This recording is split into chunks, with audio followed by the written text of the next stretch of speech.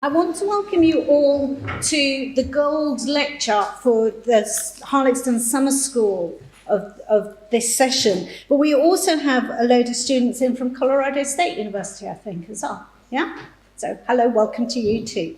Now, the reason for that is I would normally stand here and introduce the Gold Room Lecture and the lecturer. But it seems by a whole series of serendipitous events, we have brought John Coyne, our Gold Room speaker, together in the same room as we have Ian Brennan here.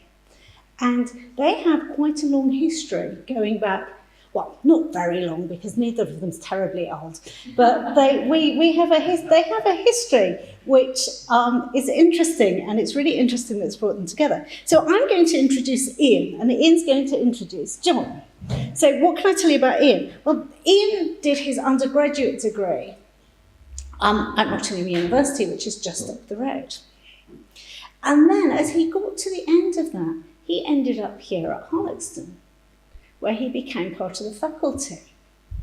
And he was here for 2 years, I think that's right. I've only just learned all of this.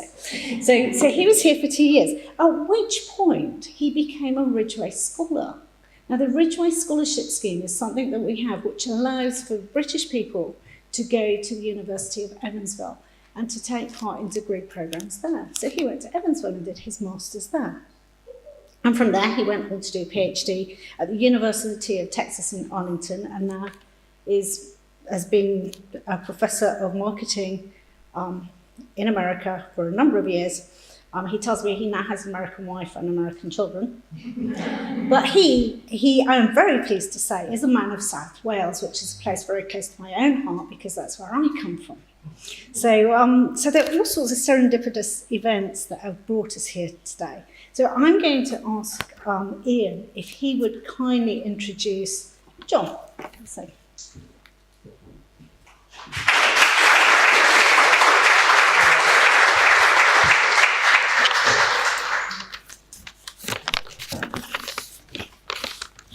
So, evening, everyone.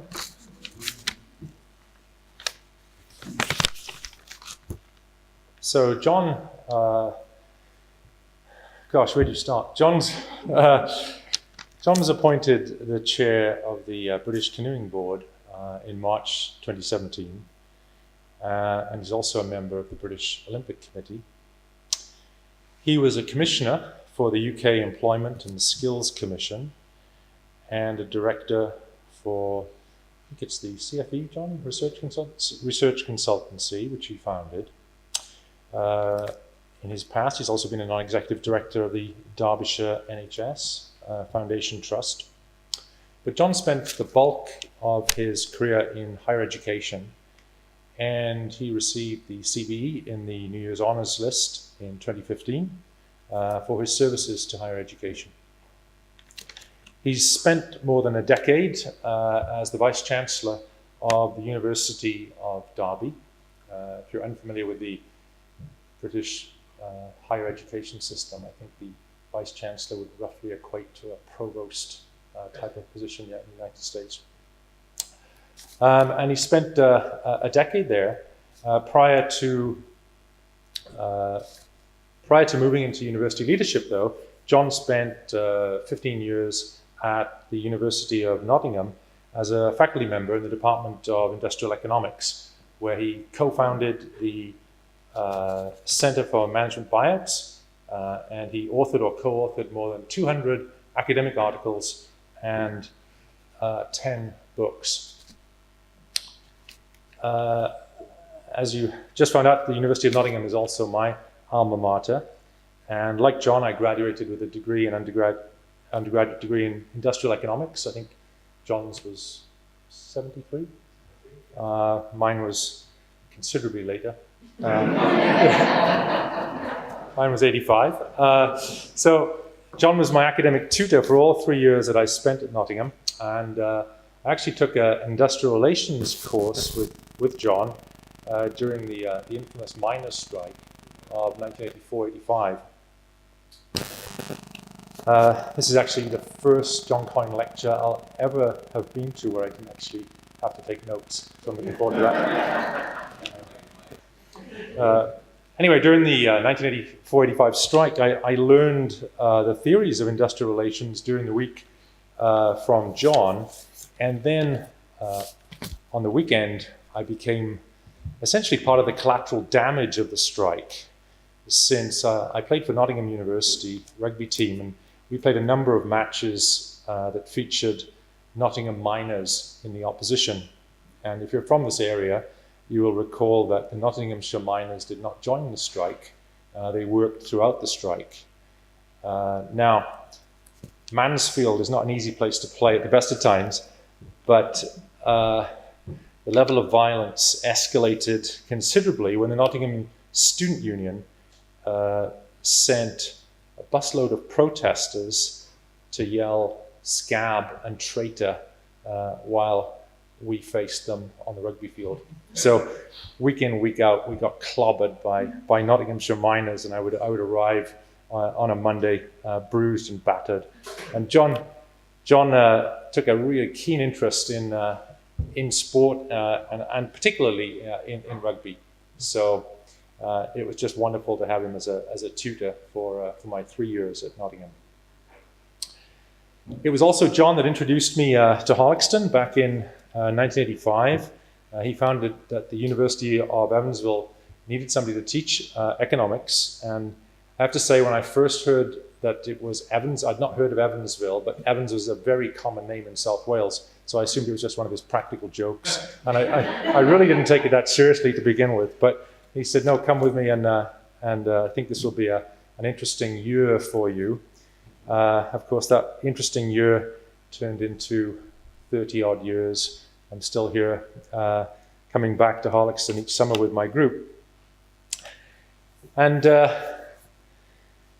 it's really just a privilege that it's really taken me 34 years to be able to reciprocate an introduction for John Coyne. So I know you're really going to enjoy his presentation. Ladies and gentlemen, John Coyne.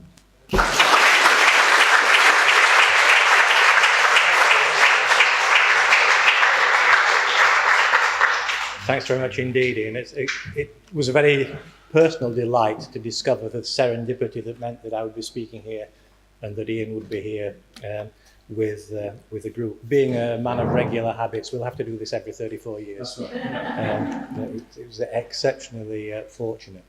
As Ian has said, my career was in academia, 43 years as an academic, very, very committed to education, and loved every minute of it. Absolutely loved every minute of it, not least because every year you get people like Ian and people like you in this audience, enthusiastic young people trying to be the best that they can be, everything in front of them, and my role to help them prepare themselves confidently and intellectually to go and meet whatever the world threw at them.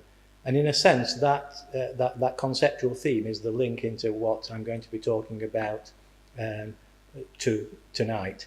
Because on retirement, I was still ridiculously young to retire, and couldn't contemplate just not doing anything. So my wife and I, on my retirement, we had a gap year, and we were always interested in sports. My gap year, 2015, commenced at the World Athletics Championships in Beijing and finished at the Olympics in Rio.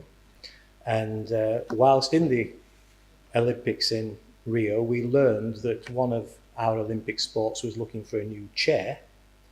And very fortuitously, they were looking for a new chair that would bring something new into the sport, would come from outside the sport, because UK's sporting tradition is that national governing bodies of sports tend to be populated at the highest levels by people that over 25, 30 years have come up through the sport.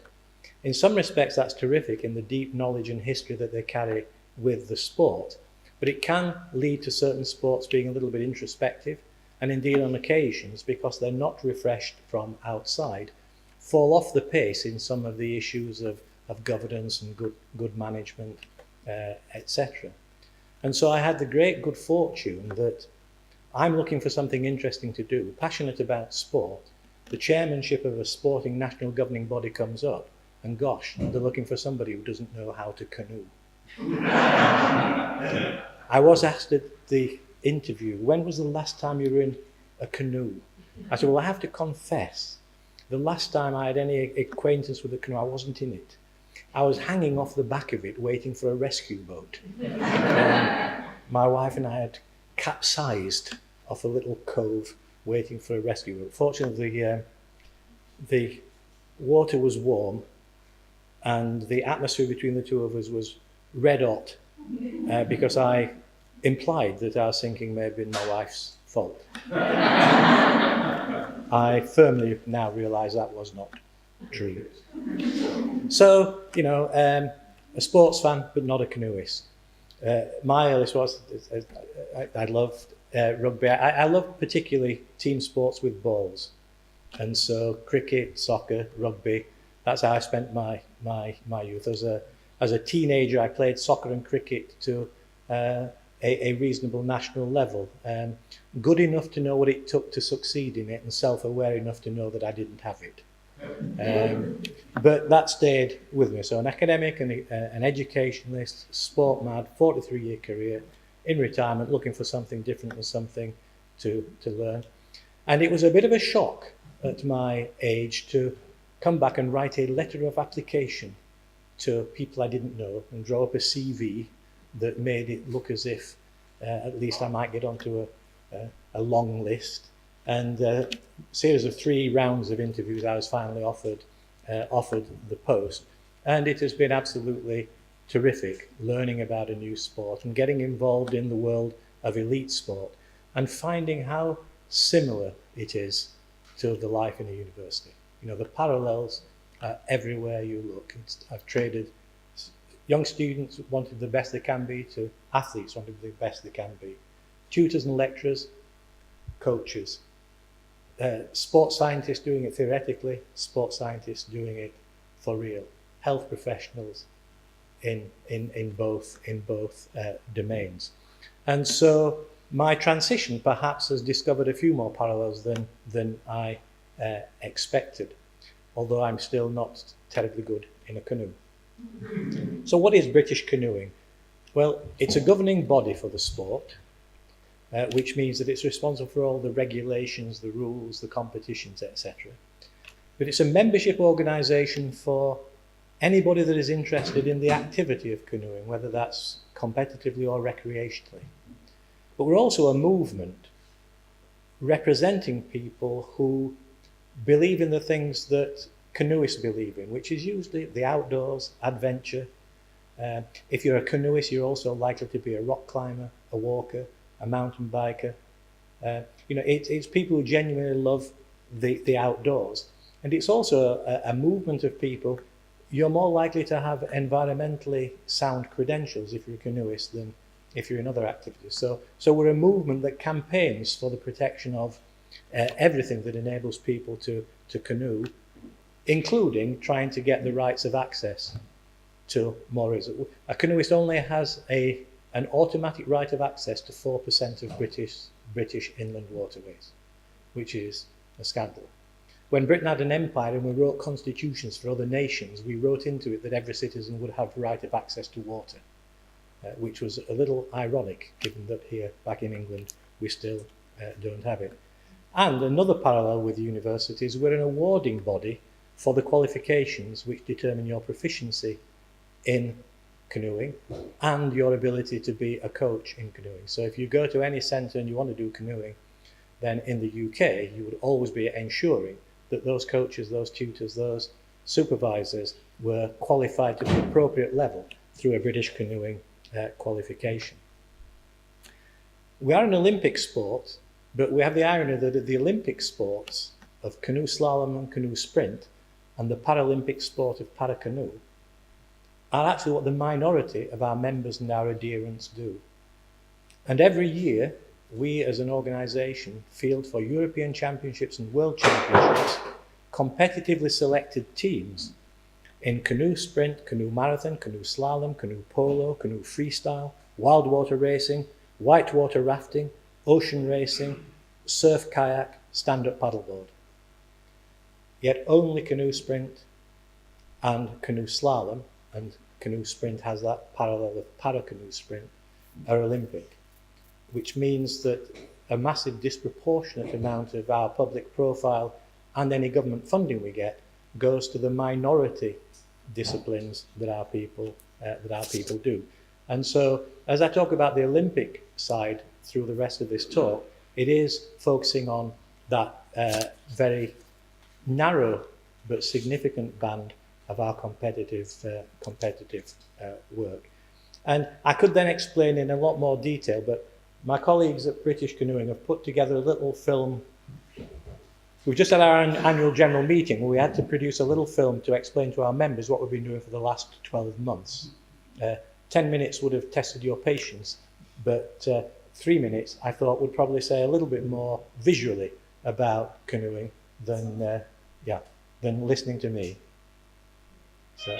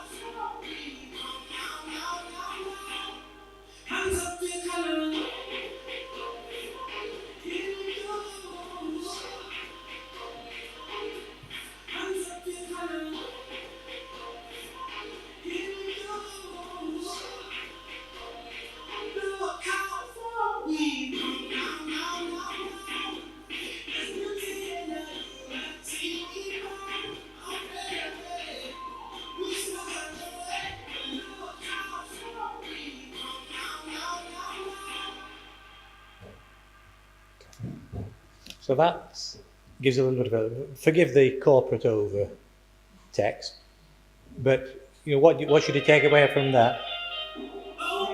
Anything to do with earnest-looking people in boring suits, that's the job of the chair, and everybody having fun, that's what we're there to enable.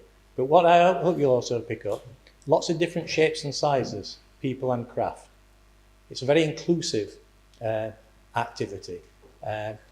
Technically, we are responsible for anything that is paddling, and paddling is where you're on water, on a vessel, propelling yourself with a paddle and looking the way you're going. Rowers do it backwards. Canoeists look where they're going. So stand-up paddleboard. And traditional canoe, one paddle, kayak, two. Kayaks is a vessel, closed cockpit, canoes open to the outside. Long, thin ones, sprint. Very short, stubby ones, freestyle. Intermediate, canoe, slalom. Short, narrow, nimble boats, canoe polo, because they have to be able to manoeuvre to hit each other with their paddles whilst throwing the ball. I ought to give a disclaimer, this is being filmed. These are entirely personal views and in no way, shape or form represent the organisation.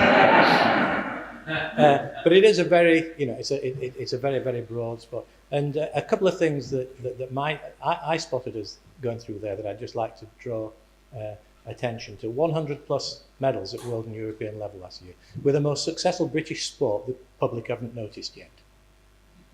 We are remarkably successful for a modest base. Secondly, our big initiative is to get more girls paddling. So our female ambassadors and getting girls into the sport has been a massive push this year, not least assisted by the fact that some of our finest ambassadors are female paddlers. But what we are ultimately judged by in that public domain is our Olympic success. And British Canoeing is the only body recognised by the International Olympic Association for the selection and presentation of teams to the Olympic Games, which we do through the International Canoe Federation, which is our international body. There are 4 national bodies, England, Scotland, Wales and Northern Ireland, but we all come together to select and present the international teams. And this is usually fairly straightforward, but in some sports, there's as much competition between regulatory bodies as there is between the sporting participants themselves. This weekend, an unknown Mexican beat Anthony Joshua for 3 of the 4 titles for 4 regulatory bodies in boxing. Shooting in the UK has several different bodies that seek to be the governing body. We're fortunate in that it's all relatively straightforward. The only activity that falls outside the ICF for us is whitewater rafting, which was part of the International Rafting Federation, but we have very good international relations. So we're now well focused upon, for those canoe sprint and canoe slalom athletes and our para-canoe, on building the road to Tokyo. So what does it mean to be an Olympian? What does it mean to be on that path? How common is it? Well, actually, it's a very, very rare and tiny minority of people that will ever be able to call themselves Olympians. In Tokyo, there will be 339 medal events, 11,000 athletes, 206 nations. Of course, the Olympic ideal is about excellence, friendship, and respect. So it's one of the only areas in the world where, as part of the Olympic Charter, all hostilities cease for the Olympic period and teams compete that may have disputes in a Tuesday, but when the games start, it's a neutral arena. And of course, we had the enormous significance that 2 of the highest profile protagonists, North and South Korea, field 1 Korean team for the Olympics. So I think, one thing I would want to say is never underestimate the power of that Olympic ideal, that Olympic family, and living those Olympic values. 28 Olympic Games. The sport, number of sports and what those sports are does vary with time, and each Games has test events to see if they're going to become part of the family. Some sports leave the family, some sports join. One of the early departures was poetry. In the early Olympic Games, poetry was an Olympic discipline. In Tokyo, surfing, skateboarding, sport climbing and karate will be making their debut. Canoeing is relatively new to the Olympic family, and indeed for canoe slalom only 8 games since 1992, and for canoe sprint only 19. So Olympism is a philosophy of life. It's a very rare honour. It's highly sought after, highly prized. And in the contemporary age where body ornamentation is very popular, the majority of Olympians, whatever their beliefs, end up with a tattoo. Because they all want to wear those Olympic rings. So being an Olympian is a fairly rare thing in itself. Being part of that Olympic family is something that is enormously sought after. So how about Great Britain in the Olympics?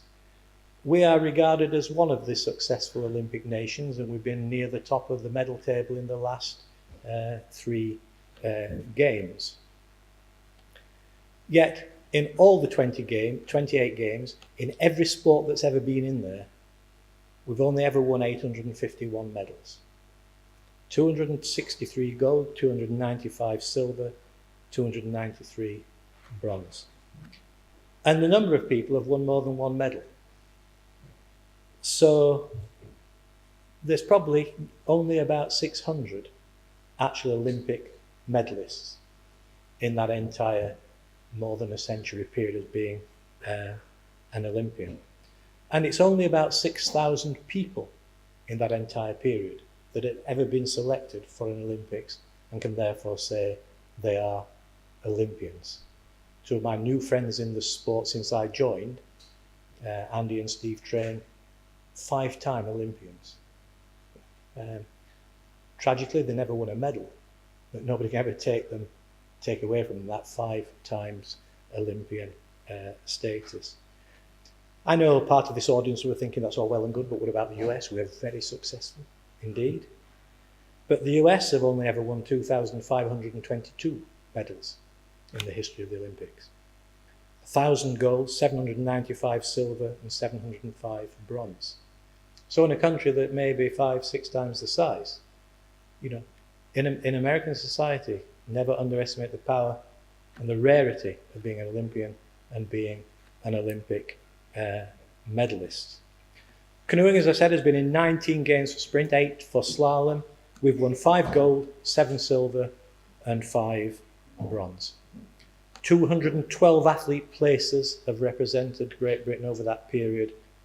But because of multiple selections and multiple opportunities, it's probably only a little over 120, 130 people in the sport of canoeing that have ever represented the nation at an Olympics. So, you know, it is a very, very rare event and a rare honour.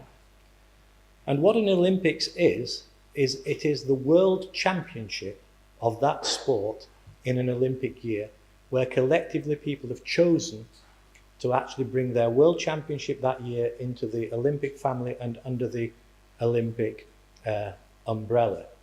And so there's an Olympics, in an Olympic year, a world championship does not take place elsewhere in the sport. The Olympics is the world championships, which is terrific if your Olympic program happens to be the same as your normal world championship program. But that's often not the case, and the comparison is never more stark than in canoeing, because the number and disposition of events in the Olympics is very different from the composition that you'd have in a normal world championship. So in an Olympic World Championships sprint, there are only 12 events In a normal World Championship, there are 30. And in a normal World Championships, you can have up to 3 boats in each event, and every national federation can present a team to the World Championships. So you qualify for your national federation, by that qualification, you have the right to present your team to the World Championships. You can do it with up to 3 paddlers in 30 events. In an Olympic year, there are only 12 events. In an Olympic year, boats have to qualify. So you have to qualify to go to the Olympics, and the number of places available is about a quarter of the number of places that would be available in a World Championship year. And not only that, in order to satisfy the principle of universality, each of the continents on those 5 Olympic rings, then the global distribution of paddlers, of competitors, means that in a place with 30 odd regular, highly competitive countries like Europe, you only get 12 places. So you have to, in the year before, and this is this year, we're having to qualify boats to get one of those places. And then when we qualify the boat, we can only send one athlete. And so, you know, it's something that rather surprised me, you know, in my early learning in the sport, the extent to which that territory becomes very rarefied. In canoe slalom, there are only 4 events: men's and women's, C1, K1. So just 4 events, 1 boat per nation. Boats have to qualify against quotas for universality.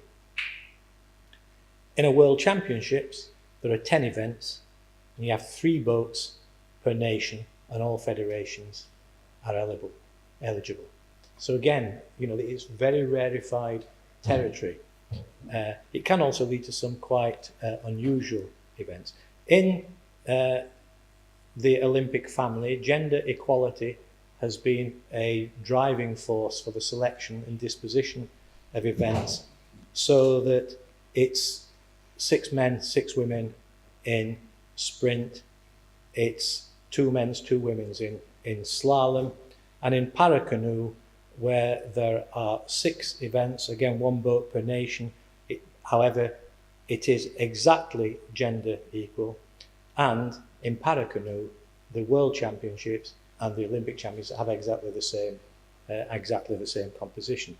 The difficulty is you only get 1 boat, and so you have to qualify that particular boat. So Olympic success in any sport is a rarity. Olympic success in canoeing for the principal canoeing nations is really quite difficult and quite problematic. In fact, it's harder to qualify for 1 athlete place in the GB squad to go to the Tokyo Olympics than it will be to make a 9 or 10 boat final in the World Championships. The real competition is getting that place. We can just give an example. In paracanoe, we have the 2 absolutely finest paracanoe female sprinters in the world by some distance. In sport where you're used to measuring in tenths and hundredths, we have 2 athletes who are 2 to 3 seconds faster than anybody else in the world, Charlotte Henshaw and Emma Wiggs. We get 1 place. And they spend 4 years as the most supportive training partners, mutual friends, supporters. But when it comes to that crunch selection later this year, there's only one place. And sometimes I think that the psychological management is probably even more difficult than the kind of physical side, tough as that is. And so you can, because of the quota system, you can sometimes get a little bit of rarity. So, you know, how rare is Olympic success and what kind of odd it is? I have to tell you about, and I'm sure you've heard of him, Benjamin Cudjoe Thomas Book Petty. Neither had I. He won Togo's only ever Olympic medal. and he won it in the Beijing Olympics in canoe slalom K1. In his entire career, he never got onto a podium in any championship apart from winning the African Championships. So World Cup, World Championships, never a podium. But on that day, in that small field, from very selected, with his quota place from the African Federation, he got a bronze medal. And perhaps you're sitting, as I was sitting, totally unsure about the Togolese canoe tradition. They don't have one. He was born in Lagny-sur-Marne, just outside Paris, to a French mother, a Togolese father, and joined the local canoe club, but couldn't get anywhere near the French team. Signed up for the country of his father's birth, Togo, and he comes away with a gold medal. We're a reasonably successful nation, and I'm going to say a little towards the end about the kind of ethics of how you invest in and how you develop athletes to win success and the national pride that goes with it. And internationally, some sports have a fairly small constituency. It's a modest sport and not many people pursue it, and there aren't many competitive nations. In canoeing, it's rather more international. So in canoe sprint, for example, in the history of the World Championships, actually 48 nations have won medals. So that's a fairly broad constituency. Of those, I have to say, however, 33 were European nations. Only 15 nations from outside Europe have actually medalled in World Sprint Championships. In slalom, 25 nations have shared the 1011 World Championship medals over time. And only 4 nations outside Europe have won medals. Only 4 non-European nations have won medals. You'd be pleased to know the USA is one of them. But the most successful, with 20 medals, is Australia. And 12 have been won by one paddler, Jessica Fox, who will be paddling next week, will be in the Olympics in Tokyo. Still an incredibly young woman. She's the most successful paddler of all time. A distinction she took from her mother, who prior to that had been the most successful, Miriam Jerusalemi. And she'd taken the title from her husband, Jess's father, Richard Fox. As it happens, Richard is English, Miriam is French, but Jess was born in Australia. And now Richard, the proud Englishman that he is performance director for the French national squad. And I'm sure even as we speak, discussions are going on about passports for Jess. And she's a remarkable paddler in a remarkable family. In fact, if the Fox family were a nation, they'd be 8th on the all-time list. That is success. And so, we're in fairly narrow territory, and in Europe it's very, very competitive. So we are now in that process of building for our sprint, para and slalom towards the Olympics. How do we do it? Well, for those centrally important Olympic disciplines, we receive funding from the UK government. It's through the Department of Culture, Media and Sport, and the income that we get comes from matched funding sources, part from the ministry's own coffers, and partly because, following John Major's intervention, the Conservative Prime Minister at the time, a part of all the earnings from the National Lottery are earmarked to go and support elite sport. And effectively, those two pots go together and then they enter into contracts with national governing bodies to buy Olympic medals over a 4-year cycle. So we receive income to support our athletes and our infrastructure for the Olympic programs.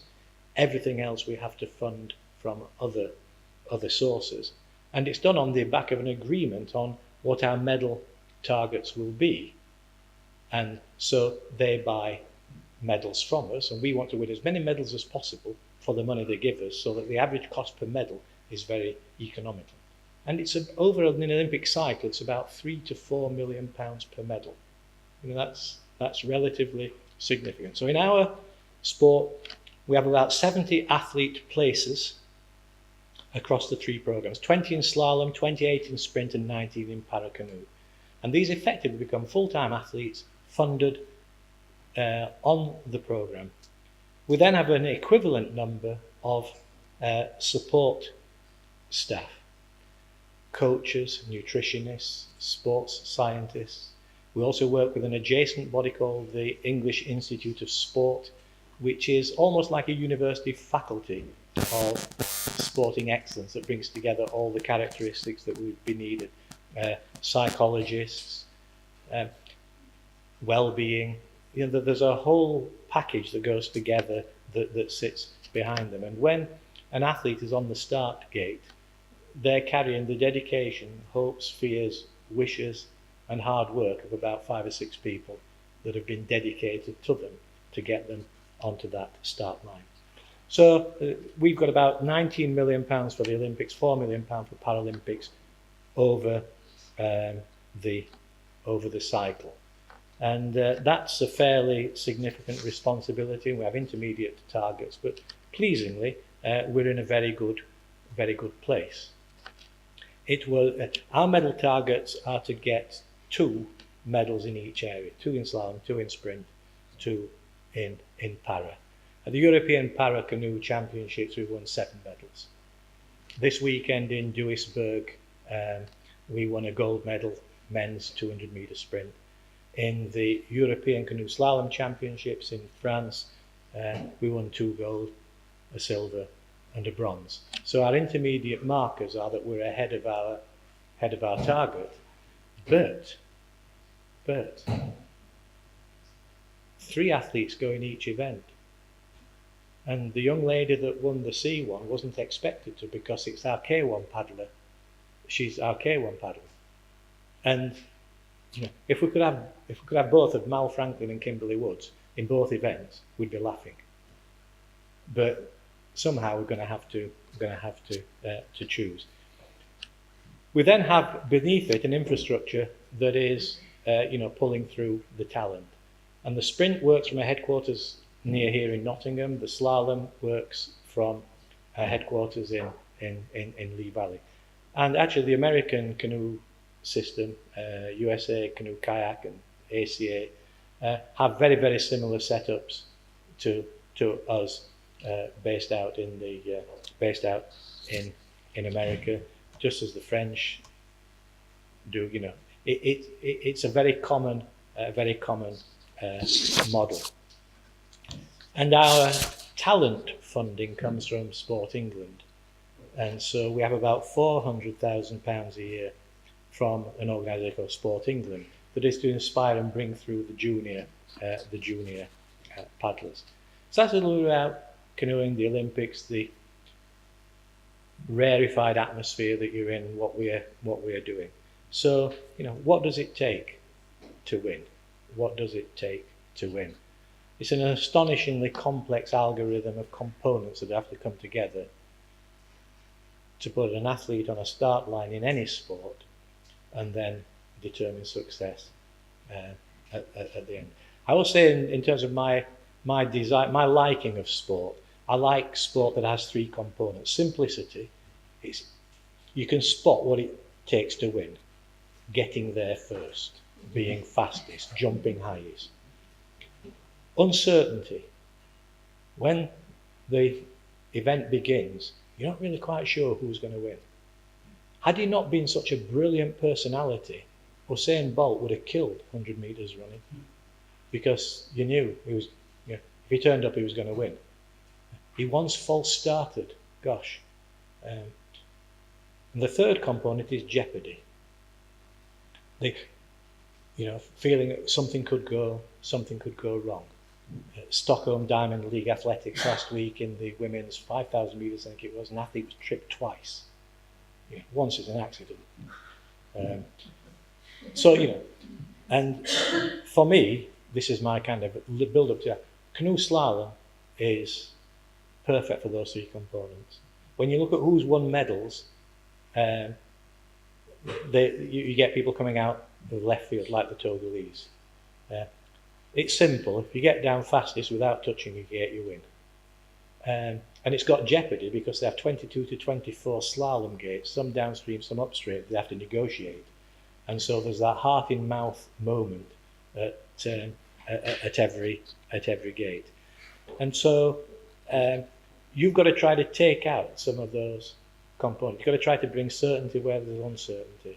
You've got to take out the jeopardy.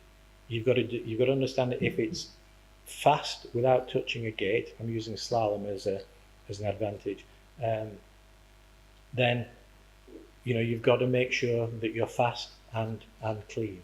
Canoe sprint's a little bit different. It's simple, first wins. It's uncertain, medals do get shared about a bit. Jeopardy, it's not often people fall out of their canoe. Although it happened to Jess Walker in the K1 Women's 200 last weekend for us, tragically. But it's an important set of components you've got to manage to get it right. And that's why the backroom team, analysts, every time one of our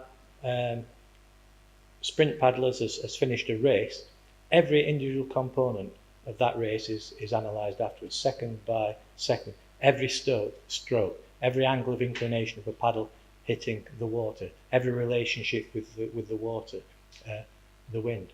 And of course, everyone's tested to make sure they're in the peak of physical condition.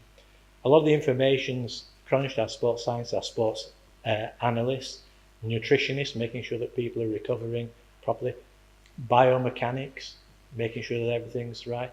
Liam Heath, gold medalist in the 200-metre sprint in Rio, has one set of paddles for the competition, never paddles them any other time, because they're biomechanically engineered around his body and his stroke and his style to have optimal operation for 200 metres of intense effort once. If he trained with them, he'd do himself damage. And so, everybody has to kind of understand and shape these things, and there's no end of tweaking that goes on.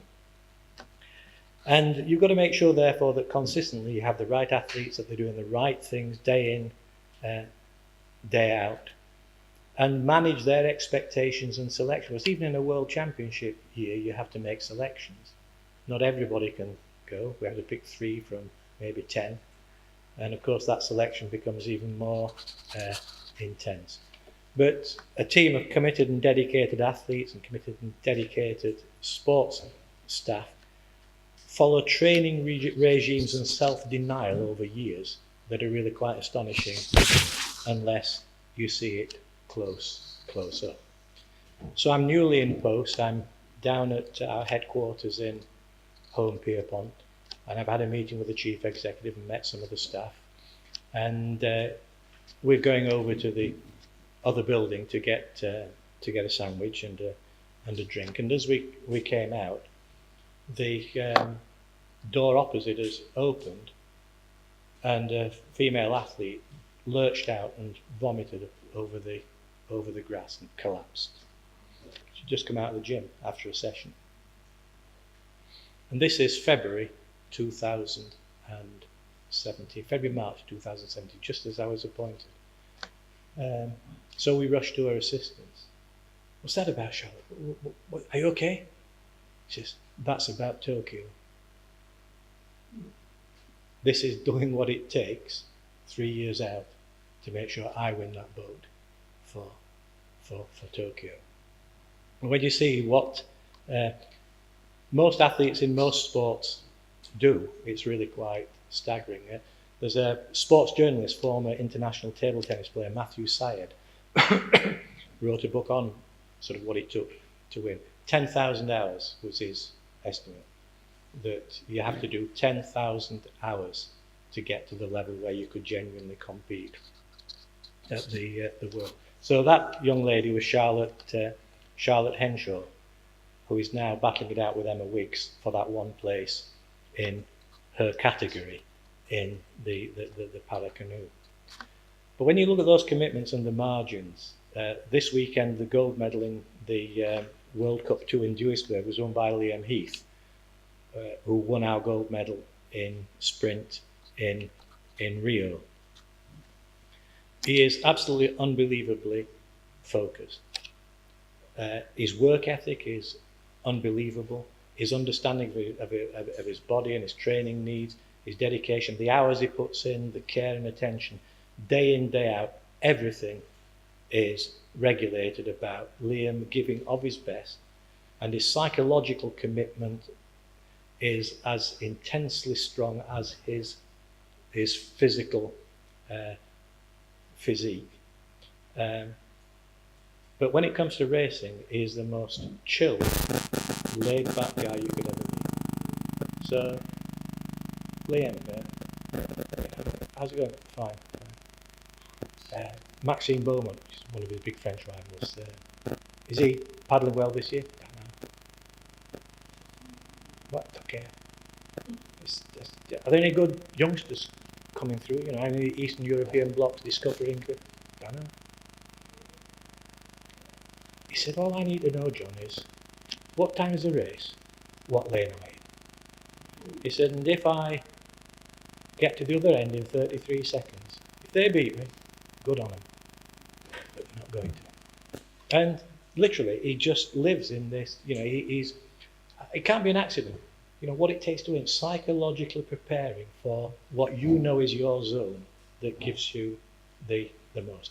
Our 200 metres men's sprint, and the women's to some extent, although they don't display the characteristics quite so much as the men, is the kind of arrogant 100 metres end of the business. If you've seen 100 metres in athletics, they all, you know, prance about at the start and they have their little routines. Well, if you can imagine that translated to people with baseball caps pushed backwards and waving paddles, that's how they set up for the 200 metre sprint.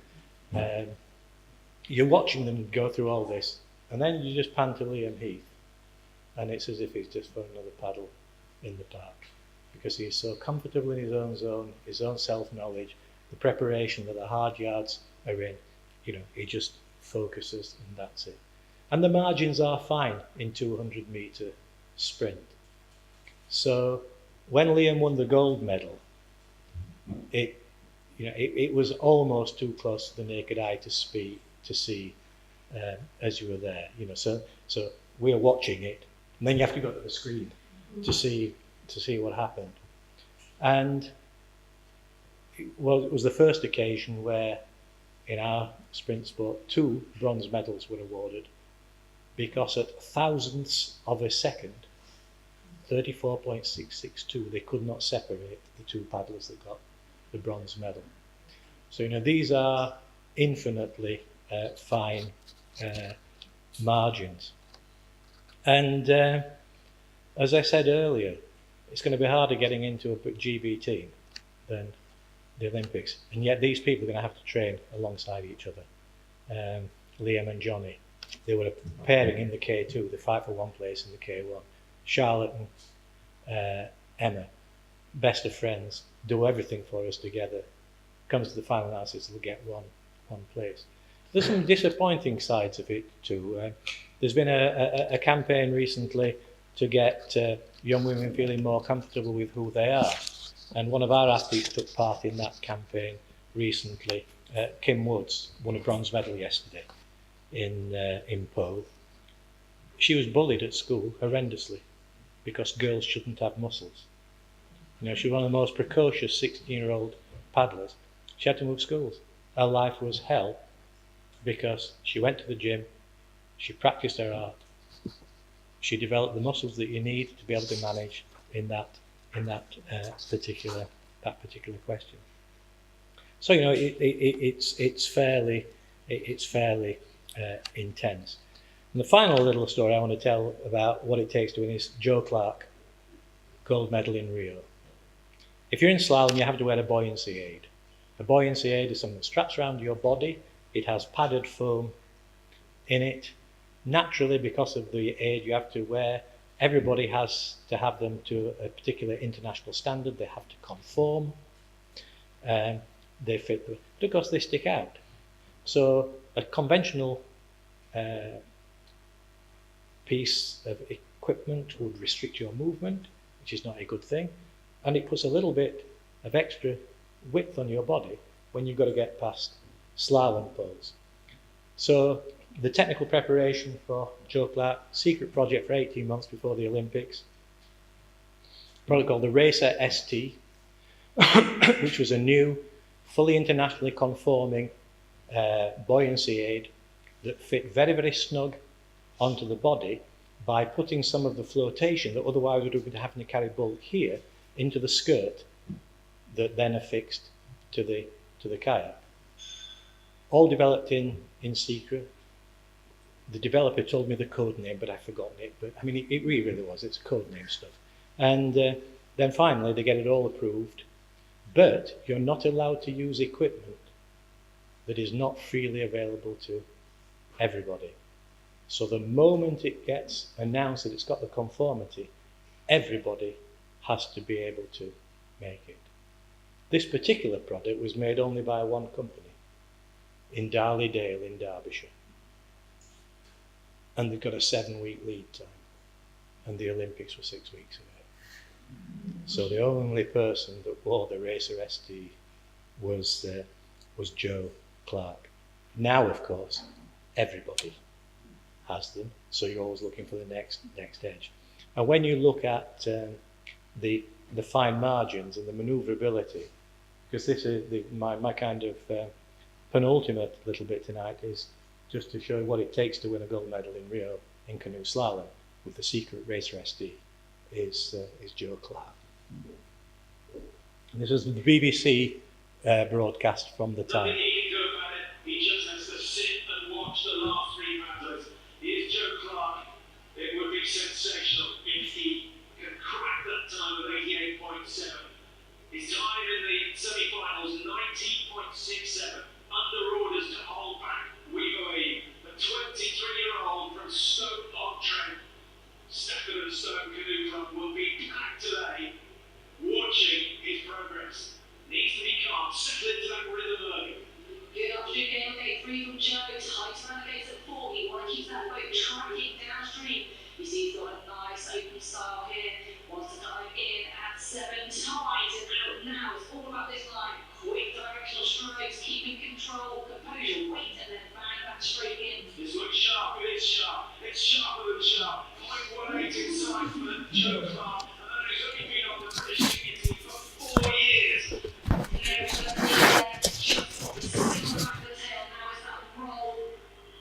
One selection for the Olympics.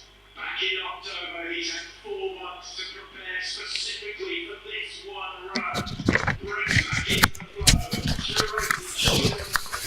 He's quick and he's getting faster and faster as the run goes on. But he can throw any .4 there. He calls it very tight and finds himself broadside on the big wave. But he gets a root across. Great power to keep himself online. Slight hold on the stop there on the exit of 19. Now he's get the boat up and running. Can he get that nice spin at gate 22? A little reversal, tight pull out, and yes, that's looking good. It's looking fast. 2 minutes to go for Joe Clark as he drives towards the line. He was up on the clock going through gate 22. The time of 88.7 could be beaten. It is sensational play. I never tire of watching that. But when you see how close to the gate, there is one gate where they've done the analysis, and if he'd been carrying 1 centimetre more, he'd have had a touch. The other thing is that there's a move that was shown in there where he comes into an upstream gate, the red ones. The back goes down, and then it's almost on its point, the boat pivots round. He calls it the banzai, Joe Clark's banzai move. Only the additional freedoms that he had from that particular aid enabled that, and the margin you needed was only 0.16, but he got it. And of course, the disappointing part of this is that not many people saw that. Why didn't many people see it? Because it wasn't broadcast at particularly accessible times. Why wasn't it controversial section coming up? Warning, controversial section. Why wasn't it seen? Because the media rights are dominated by the USA and CBS. And so if there's not going to be an American competitor with a chance of winning, you tend to not get prime time. And the last medalist was probably 96, the last time the Americans won a medal. And before that, the last man was 92. And so desperately, to get our sport more profile, we need America to get better. We need you to get so good that the broadcasters get excited, but not so good it costs us any medals. And historically, we're 13th. GB's 13th on the world on the all-time list. The US is 15th, but it was quite historic. And some of the great names of the past, Davy Hearn, American, absolute pioneer, Joe Jacoby. You've had those great paddlers in the past, but not now. But I have to finish that with an optimistic note. Watch out for Evie Leibfarth. Evie Leibfarth. GoEvie.com. EVYLEIBFARTH. The most sensational young paddler the sport has seen since Jess Fox. She won C1, K1 US National Championships at 14. She was 15 in January, so she's just got over the line so that she actually is eligible for the World Championships this year in La Sœur d'Urgell, and then she's eligible for selection for the US team. And I earnestly hope that because she's such a compelling character, you get that general interest in the USA behind canoeing, and then ultimately hope that she doesn't turn out to be quite as good as I think she is. So thank you very much indeed for being so attentive.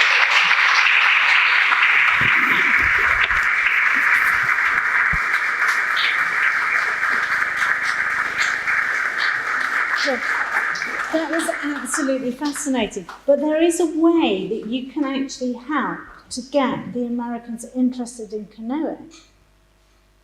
You're part of the Advisory Council here. Yes. We have a lake. Well, 1/3 of the lake. So what we need to do is persuade Jerry to get the lake extended and dredged, and then we can put some canoes in it, and then we can get the people doing canoeing here, and then... Yes. Let's work on that. As long as the contract is good enough to generate interest, not good enough to win. Yeah. They could maybe get a bronze now and again. Yeah, Indeed. And I'm happy to take any questions. Yes, well, I was going to say, are there any questions in the room? I'm sure there are. I also want to know if Ian did actually take notes or not. No, I didn't. You didn't? It's all good. Okay. So do we have any questions in the room?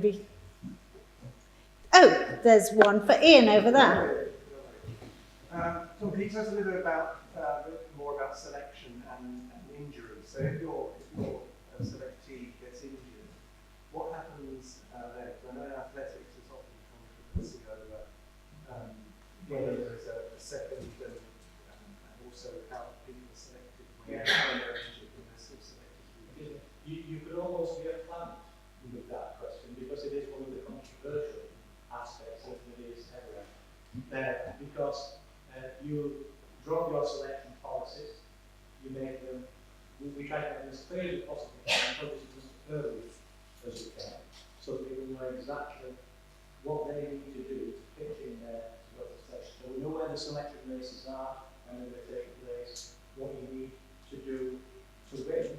And then we have a view that we should take competitive teams, so that if you win a race, but it is nowhere close to what would be a world competitive standard, you don't want to take people international and then get them embarrassed and downside or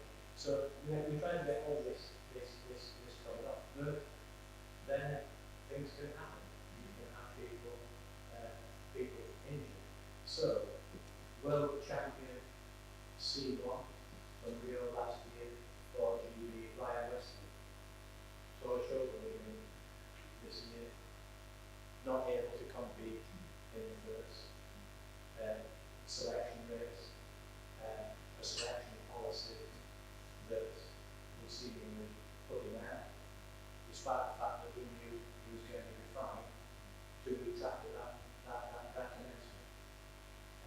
But you consult, you talk to all the other athletes, you talk to all the other coaches, and you put an exposed variation in with the express intent that ensures that your policy has not disadvantaged your very own world champion from getting a selection. But we never make a selection because we even feel about something. And so I agree with Eddie. And why? Because it matters. You don't put yourself on the line day in, day out, and then just miss out and not want to make a little bit of a fuss if you possibly can. Very occasionally, world champions or interesting characters get saved by wild cards. Our Toga Leagues partner didn't qualify for 2012. The American Federation invited him on a wild card, and it actually surprised everybody. Made the final. So yes, selection can be very important. Our policy is clarity as early as possible. We're going to select our Olympic team for 2020 in September, so that the people that know they've been selected then got that year of preparation.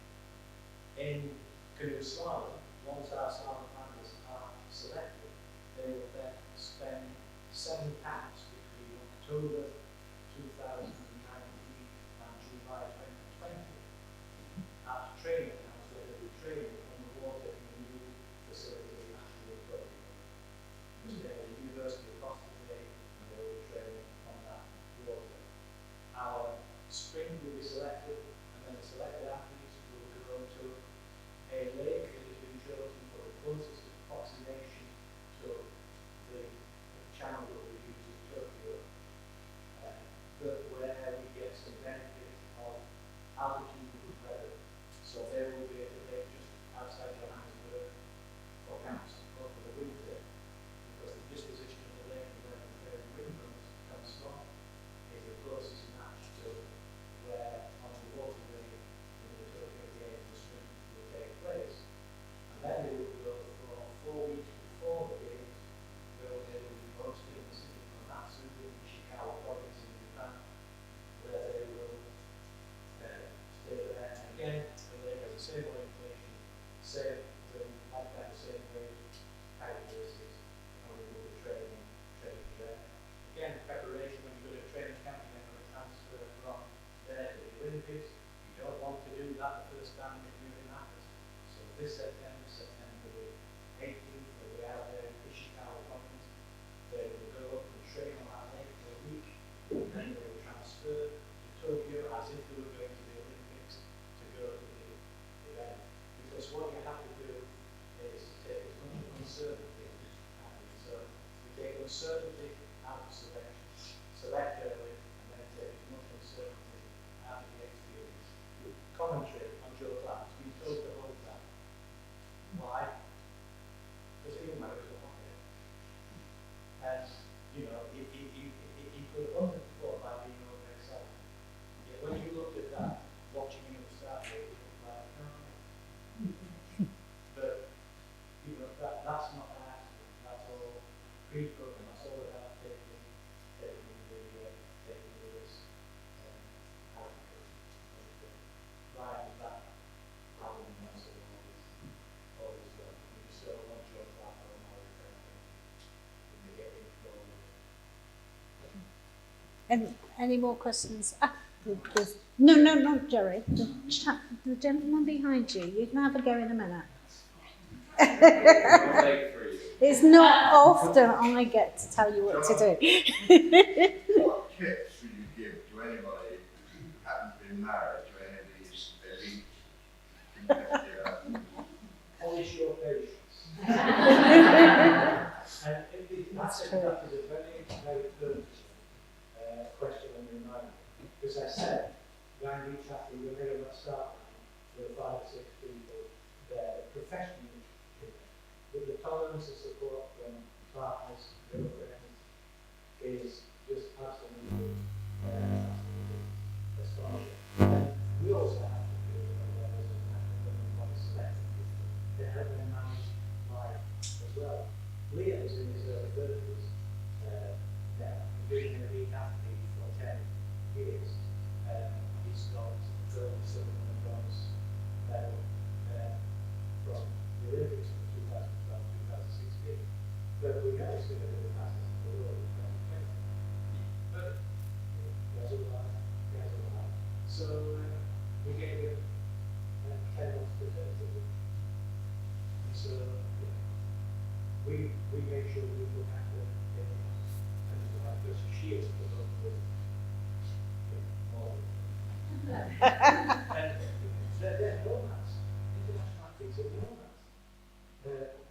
This week our sprinter in Lewiston, the weekend before with Osna, then we will be on to Zeke, and we'll be in Norway. These people live on the road. That's the life of them. And again, we take the risk out. So, mattresses travel with them. Pillows travel with them. There's nothing worse than having to support a human trying to get with a grip neck and the pillow. Jerry, should we let Jerry ask his question? Nanoseconds, my version is a more general version. So these people take on a lot. How do you help them deal with what they're giving up?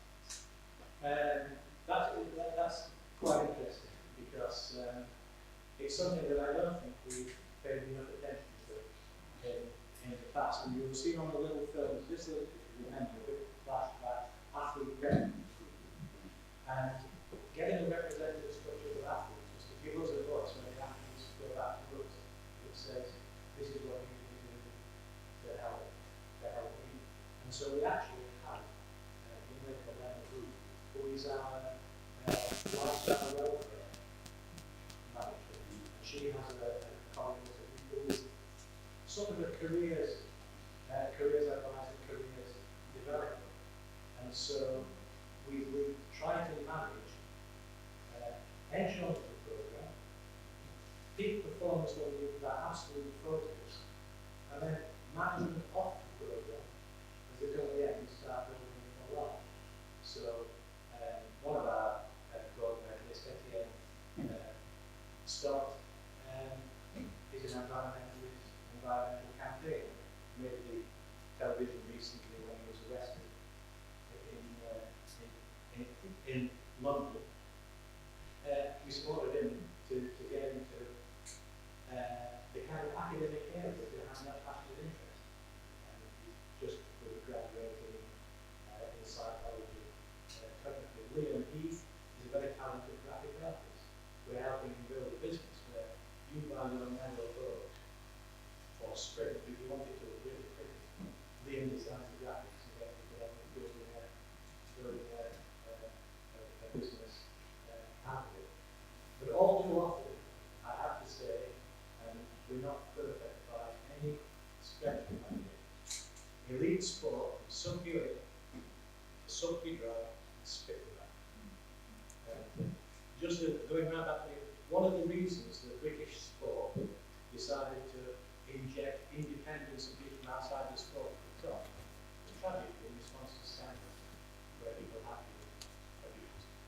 And I'm afraid American sport is not free without its own controversies in gymnastics, cycling, going to school through. And so it is, it's an important. The thing that we shouldn't underestimate is what it takes to the dedication that you need to put into it. These are some of our most focused, incredibly intensely wide ever conference. That's what it takes. You have to hurt a lot. And it does hurt a lot.